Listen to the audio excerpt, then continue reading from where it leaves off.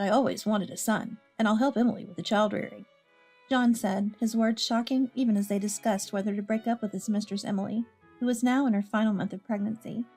Are you serious? I tried persuading him time and again, but John was immovable once he'd made up his mind. I knew well that arguing was futile. Yeah, but don't worry, okay? My feelings haven't changed. I love you the most, Susan. He said this with a refreshingly honest smile. That was the moment I made up my mind. Fine, then I'll disappear. Without caring for the startled look on John's face, I stood up.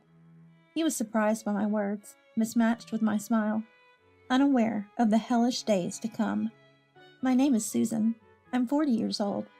I'm a nurse, living the life of an ordinary housewife, consumed by housework and childcare. I'd hoped for a happy marriage with John after 5 years of dating, but instead, I'm living in a continual hope for something better. John has a severe infidelity problem.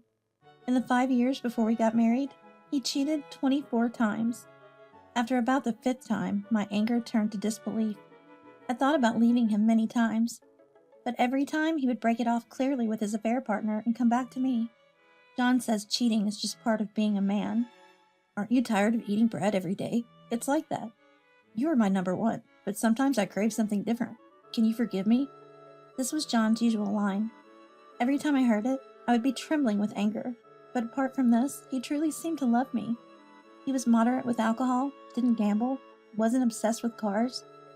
He dedicated most of his free time to me, was never selfish, and was understanding about my job. He cheated during the times when we couldn't see each other. I get lonely when you're not around. So thinking I wouldn't let him feel lonely, I shared more of my time with John. That's what I thought when I married him 5 years ago. Really, why can't I leave this awful man? Even I wonder. But no matter how many times he cheats, I want to be with John. I don't want anyone else. Even after being cheated on, I think I loved John. Even if everyone else mocks me, I liked all of him, even the foolish parts, because I believed he put me first. But I wonder if I was foolish to think that way because of an incident that happened. I realized John was cheating when our daughter Lisa was about to turn 9. Lisa is such a good child, always taking the initiative to help with chores. Mom's always working hard, so I want to help too. Lisa's kindness was my support. We rely mostly on my income, as I earn more than John. After Lisa was born, John was laid off due to restructuring at his company. Now he's working as a security guard. He was cooperative with household duties, and I had no particular complaints about John since then, thinking we were a happy family. Until Lisa said something shocking one day. Mom, Dad has someone he likes. It was all so sudden. After John went to work, I came home early for once. As Lisa and I were eating dinner, she dropped a bombshell. What? Lisa, what are you saying? Dad's cheating? Dad didn't go to his security job today. He went to see Emily. Wait, what? How do you know all of this all of a sudden? This, Lisa said, showing me her mobile phone screen. There, a conversation was displayed. This? Looking at the names, there was John's and another that seemed to be his lover's. I'll come see you today. You've been visiting me every day recently, John. I'm so happy we can mate. Of course. I want to spend all the time I can with you, Emily, so you don't feel lonely. Everything went dark before my eyes. I couldn't process what was happening, and Lisa added more. Mom, I didn't tell you, but Dad hasn't been taking care of things at home properly. According to Lisa, this started about 3 months ago. She'd gotten better at household chores and started taking over more responsibilities. At first, I was happy. Dad praised me when I did the chores, but gradually he stopped praising me and started going out at night, leaving me alone. Lisa's voice was trembling, and my heart ached. He always sneaks back home before you return, and he tells me to keep it a secret. I happened to see his mobile phone once. It turned out what she saw were nauseating exchanges with Emily. I didn't know what to do.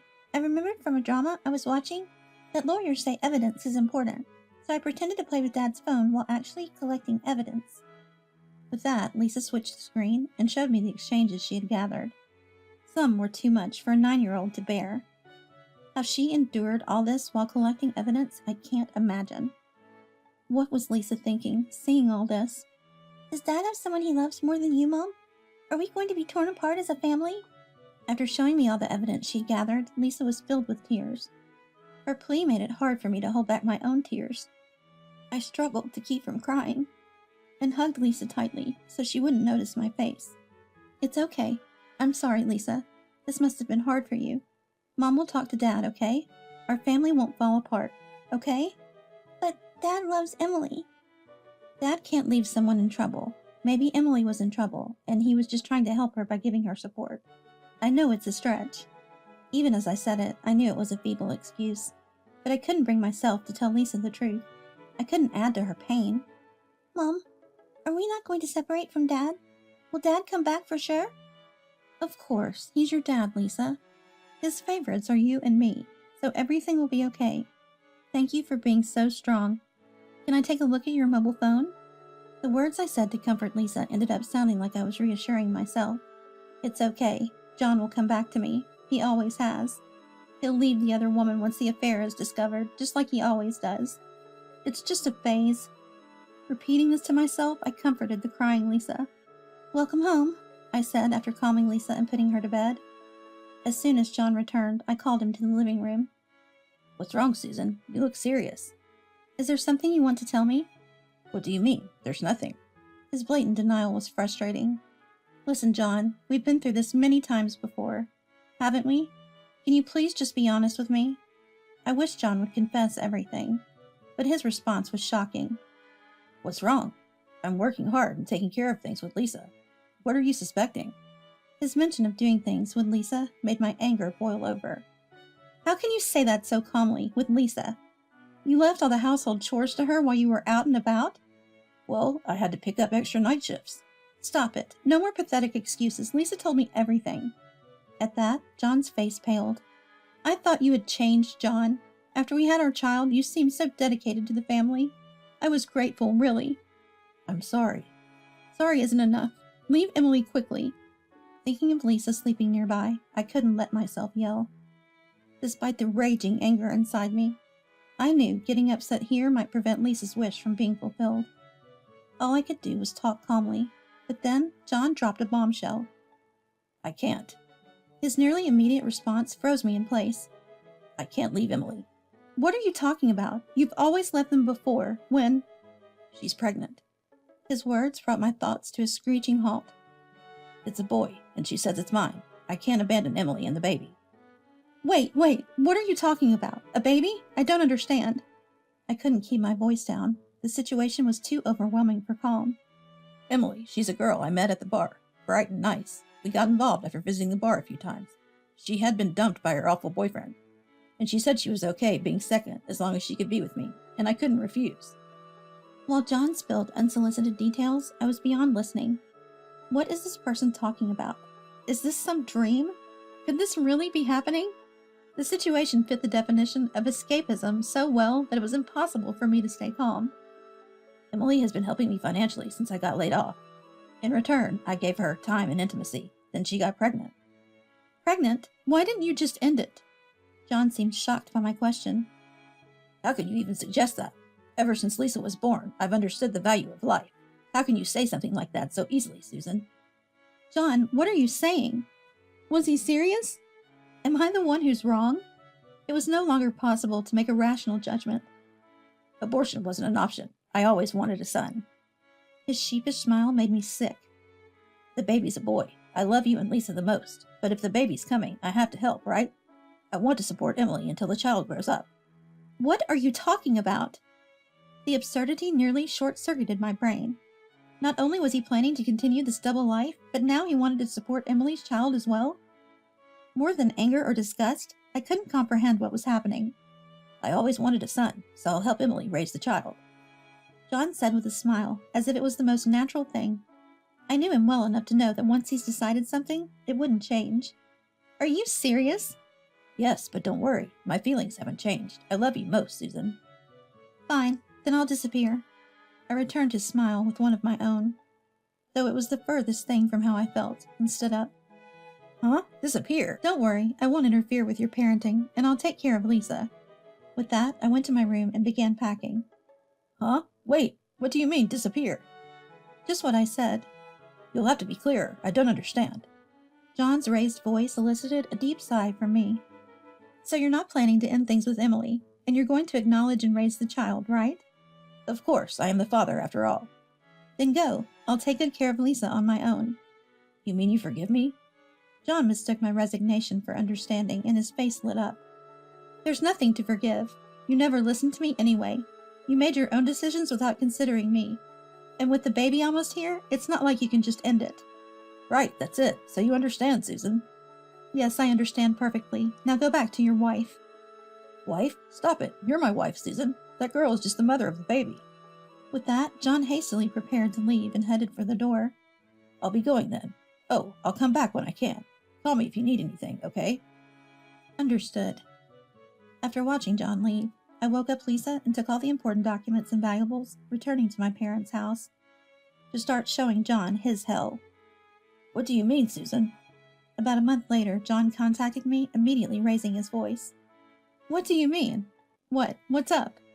Our house is gone, and all my stuff was sent to my parents' house. They're in a panic. John's frantic and incoherent state was something amusing. I told you, didn't I? I'm disappearing from your life. What? But I thought we understood each other. I never took back my words. I never agreed to recognize the baby or Emily. But you said abortion was not an option. Yes, it isn't, but I never said I'd accept it. I just stopped talking because it was useless with you in that state. Finally, realizing the gravity of the situation, John babbled rapidly. What? Even so, you can't just sell our house. That's my place to return to. There's no place for you to return to in my life anymore, and I'll be taking alimony and proceeding with the divorce, just so you know. What? Divorce? Alimony? Wait a minute. That's not obvious at all. It's my child. You're my wife, Susan. You should naturally help me, right? What nonsense are you talking about? I have no obligation to take care of your child with Emily. But I've always supported you, Susan. Worked hard at home and with the kids. At that comment, all my pent-up anger exploded. Don't be ridiculous. Lisa has been the one supporting me for years. Taking care of the house and left all alone? It wasn't you who supported and worked hard for me, it was Lisa. But that was because Emily was emotionally unstable. I had no choice. Enough with the lies. With that, I switched my mobile phone to speaker and sent John a WhatsApp message. Look at the message I just sent you. Message? What is this? The message contained a photo of John with another woman, not Emily. Was it fun to play around while hiding your marriage? Which number is this girl in your list of affairs? Wait, what does this mean? I hired a detective through a contact of Dad's.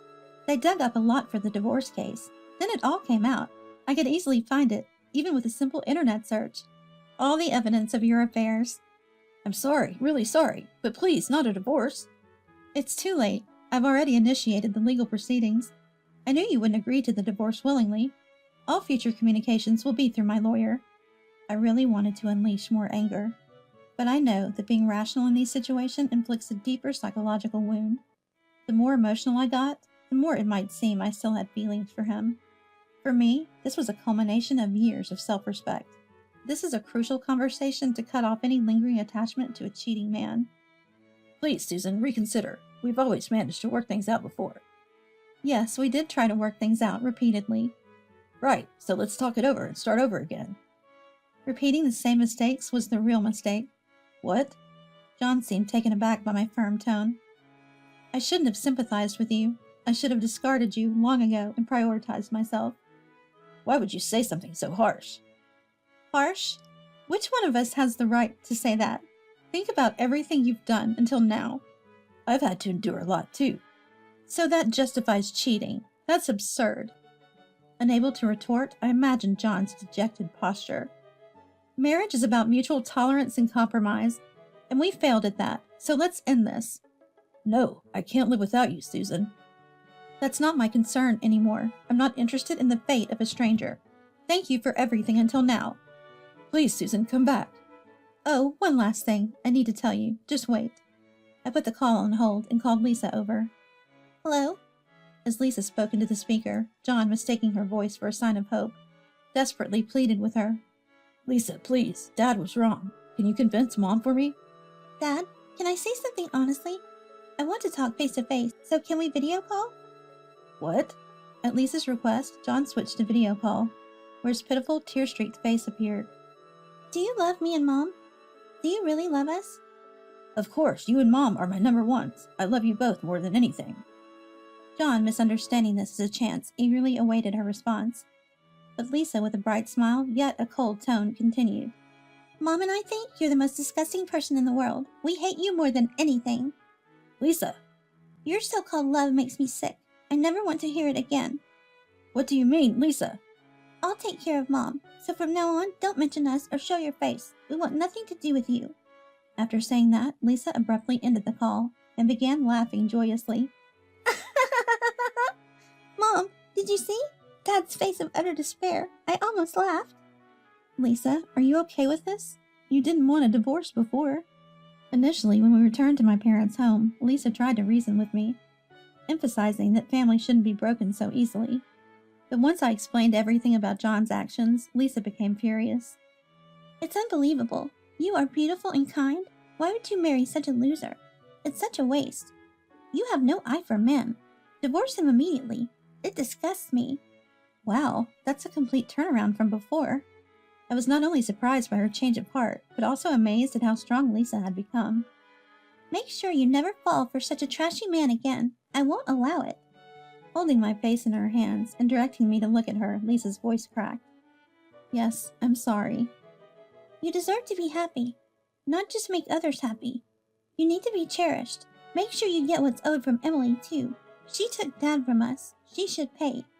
Lisa's fierce and somewhat malicious smile shook me to my core. John attempted to contact us several times or even visit the house, but with my parents' help and the threat of police involvement, his attempts ceased. I heard through the grapevine that Emily had debts and had trapped John into a marriage and debt-filled life after our divorce. Telling Lisa this. Not enough. Make him suffer more. She smirked sinisterly. Years passed, and today Lisa is getting married. Dressed in her wedding gown, she looked so beautiful, I couldn't help but cry. Since that conversation, I reflected on my own happiness, realizing that it's not just about romance. Lisa's growth and well-being have been my greatest joy and sustenance. So I believe I will continue to live happily, with Lisa and the grandchildren and family yet to come.